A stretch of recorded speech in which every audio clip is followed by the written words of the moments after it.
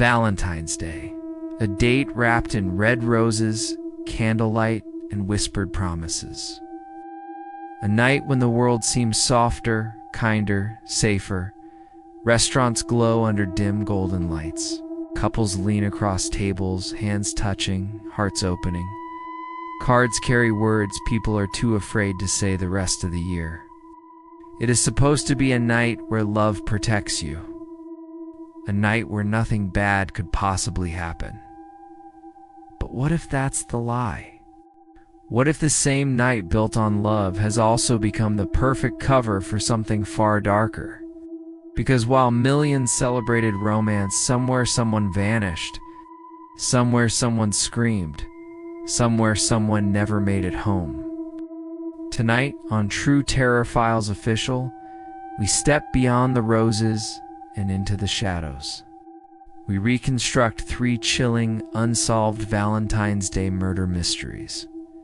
Cases where love turned into fear, where celebration turned into silence, where the last moments of ordinary lives became permanent questions. Before we begin, ask yourself something. How well do you really know the people you love? And more importantly, who might be watching you while you celebrate? If you're new here, welcome to True Terror Files Official, where we uncover the most disturbing true horror mysteries and recreate them through immersive storytelling. If you believe the truth is often more terrifying than fiction, make sure you subscribe and turn on notifications, because the next story could be the one that never lets you sleep again. Tonight's first case begins on a frozen road, under a silent sky, where headlights were the last sign of life anyone would ever see. February 14th, just past midnight. The snow fell in slow, drifting sheets, blanketing the empty highway in white silence. The world felt paused, still, peaceful. Inside a dark sedan, a young woman drove alone. Just hours earlier, she had been laughing. Witnesses at the restaurant remembered her smile, the way she checked her phone, the way she seemed distracted but not afraid. She left just before midnight. She never arrived home. At 2:17 a.m., her car was discovered, engine off, driver's door slightly open, key still inside. But she was gone. No footprints, no signs of struggle, no blood, nothing. It was as if she had simply stepped out and disappeared into the frozen dark. Investigators searched for miles. Dogs found nothing. Helicopters found nothing. The snow should have preserved every movement. Instead, it erased her. One witness, a truck driver passing earlier, reported something strange. He said the car's headlights had been on, and someone was standing beside the vehicle. He assumed it was the driver. But now, he wasn't so sure, because he couldn't remember their face. Only that they were standing completely still, not moving, not waving, just watching. Watching the empty road. Watching him pass. Watching him leave. To this day, her body has never been found. No arrests, no suspects, only a car, an open door, gay, and a moment frozen in time. But perhaps the most disturbing question isn't where she went. It's this. Did she leave the car willingly? Or was someone already waiting when she stopped? The house was warm, quiet, safe, or at least it was supposed to be. She lived alone. A quiet neighborhood. Friendly neighbors. No enemies. No threats.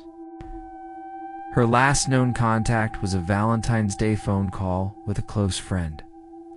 She sounded happy, normal, alive.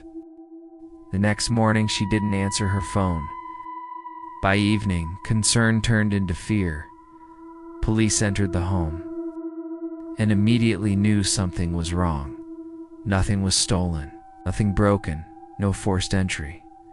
But she was gone, vanished from inside her own home. On the kitchen table sat a single envelope. It's a Valentine's card.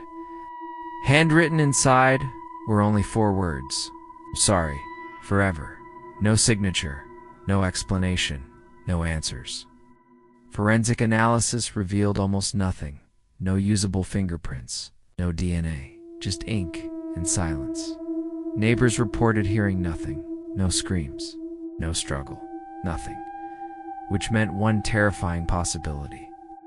She had opened the door willingly. She had let someone in, someone she trusted, someone who left behind only guilt and disappearance. Years later, the letter remains locked in evidence, its message never explained, its meaning never understood. But investigators still wonder, was it a confession or a warning? The music was loud, the room was alive. Valentine's decorations covered the walls, red balloons, pink streamers, laughing faces. It was supposed to be a night of joy. Friends gathered, drinks poured, memories created, until everything stopped. At 11:42 p.m., witnesses reported a sudden scream. At first, people thought it was part of the party, until they saw her. She was lying on the floor, not moving, not breathing. Panic spread instantly. Someone called emergency services. Others ran outside. But in the chaos, someone left. No one saw who. No one noticed when. They were simply gone. Police arrived within minutes. But the killer had vanished into the night. No weapon recovered. No clear suspect. Just dozens of witnesses. And 0 answers. One detail haunted investigators most. Several guests reported seeing a man standing alone earlier, not talking, not drinking, just watching. Watching her. Watching everyone. Waiting. No one remembered his face. Only the feeling he left behind. Wrong, out of place. Like he didn't belong in the world of the living. The party decorations remained up for weeks. Silent reminders of a celebration that never finished. And a killer who was never caught. 3 Valentine's days. 3 lives erased. 3 mysteries unsolved. Different places, different victims, but the same terrifying truth.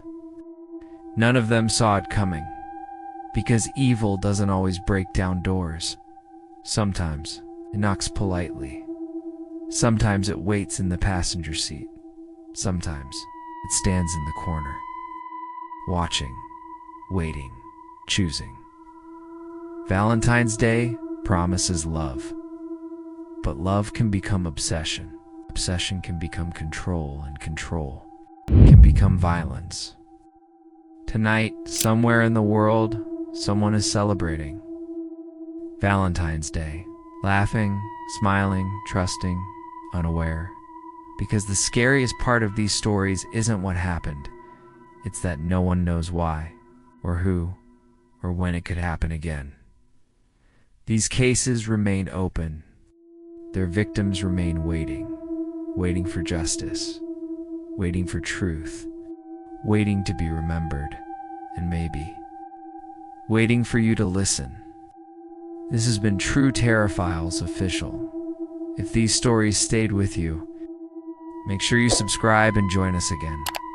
Because the next mystery is already out there. And it's closer than you think. Sweet dreams.